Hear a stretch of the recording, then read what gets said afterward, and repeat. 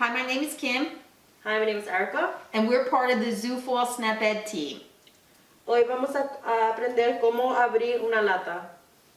Today we're going to learn how to safely open a can. Ok, primero vamos a limpiarlo encima de la lata. First thing we're going to do is wipe off the top of the can with a damp paper towel. Ok, ahora vamos a usar nuestro destapador para abrir la lata. Es importante que abrimos la lata completamente para no cortarlos. The next thing we're going to do is open our can, and we're going to remove the top from the can completely so we don't cut ourselves.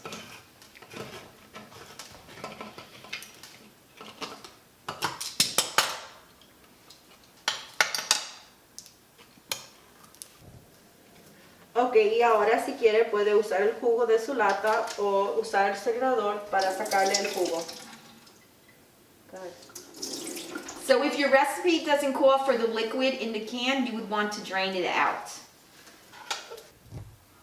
Y ahora vamos a abrir esta lata que viene con esto que está aquí, que es más fácil para abrir.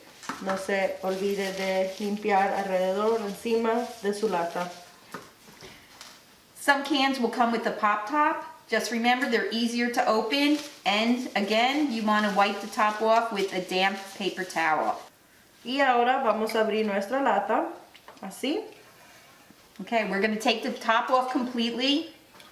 No se olvide de sacar la lata completamente, la tapa de la lata. Y ahora vamos a quitar el jugo a nuestras habichuelas.